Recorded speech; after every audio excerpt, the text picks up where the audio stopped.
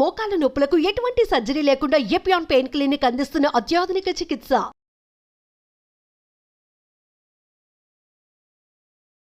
నేను డిగ్రీ అయిపోయి మా గురువు దగ్గరికి పెట్టినప్పుడు ఆయన అన్నాడు, ఎక్కడైనా ఉద్యోగం చేసుకోపో అని. నువ్వు ఇచ్చిన బతుకు నన్ను ఇప్పుడు సడన్గా బయటికి లోకంకి పో అంటే ఏం చేయాలన్నాడు. నేను పోను అన్నాడు. క్యా కరేగా మరి తెరా చెలా బంజావు, నేను మీ శిష్యుడు అయిపోతాను. కష్టము.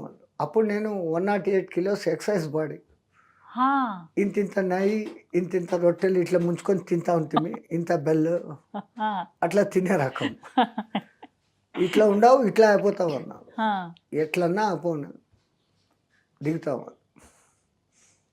దిగా ఒక 6 months తర్వాత ఎందుకు దిగానా అని బాధ కూడా పడ్డాను.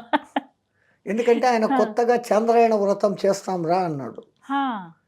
అంటే ఏదో వ్రతం కదా, వ్రతం అంటే బాగా స్వీట్లు అది ఇది చేస్తారు.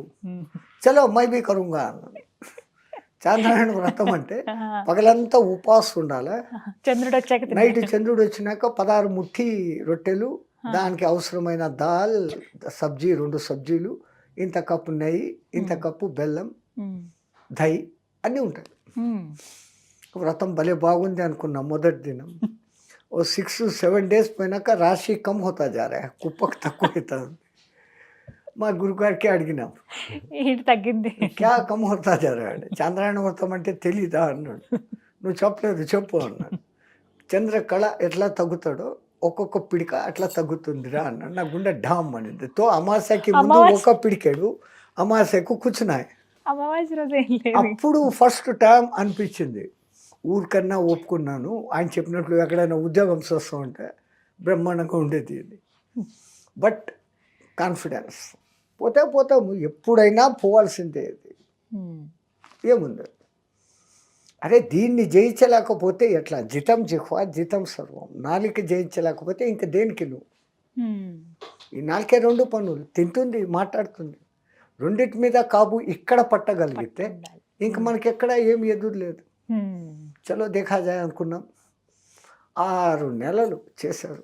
సడన్గా 8 से 2 दिन నై ఖానా అంట. మళ్ళా ఒక 10 days, మళ్ళా 3 दिन నై ఖానా. ఇట్లా 11 రోజులకి తీసుకొని వస్తున్నారు. అప్పుడు టైర్డ్ అయిపోయి ఇట్లా కొంచెం కొంచెం సంపేకి బదులు ఒకేసారి సంపాయి ఎందుకు ఇట్లా చేస్తుండవు అని అన్నాడు. పగాలి నువ్వు ఇంక మీదట బయట తిరగాల, దొరకచ్చు దొరకపోవచ్చు, నువ్వు ఇట్లా అని అడగకూడదు. ఇట్లా అన్నావంటే ఇట్లా అనే గుణం పోతుంది. భీక్ మంగాతో ఆశీర్వాద్ దేనే కా పవర్ జాయేగా. కాబట్టి నీ చెయ్యి ఎప్పుడు ఇట్లా ఉండాల, ఇట్లా ఉండరా, అయాచితంగా ఉండాలి కదా. అందుకనరా ఈ ట్రైనింగ్. అట్లా ఆ మహానుభావుడు ఈ కట్టెను అట్లా మోల్డ్ చేస్తాడు. ఇన్నేళ్ళు, 90 ఏళ్ళు గడిచింది అలా. ఇప్పుడు గురువుగారు, మీ గురువు గారు ఆయన గారు కాలం చేశారు. 143 years ఏజ్లో ఆయన కాలం చేశారు. మా దాదా గురువు గారు 201 years ఉన్నారు.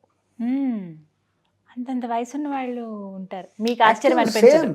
అసలు వాళ్ళు మా దాదా గురువు మేమున్నప్పుడే ఒకసారి ఎప్పుడు మా గురు దర్శనానికి మేము పోయినప్పుడు, అరే దునియా దేక్కో హమారకు వెక్స్ హో జా రా రే, ఈ ప్రపంచం చాలా ఘోరం అయిపోయింది, చూడలేకపోతున్నాం ఈ జమానా, నేను పోతాను అని కింద కూర్చున్నారు. కపాల మోక్షం విత్ ఇన్ 3 minutes కూర్చున్నాయన కూర్చున్నట్లే ఉన్నా, జీవుడు ఎగిరిపోతాడు.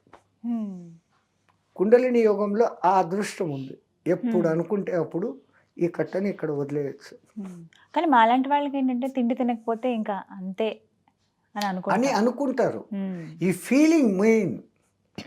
అమ్మో తినకపోతే నేను బలహీనమవుతాను అనేది మన తాత తండ్రులు చెప్పి చెప్పి చెప్పి మన జీన్స్లో దాన్ని ఎక్కిచ్చేస్తారు.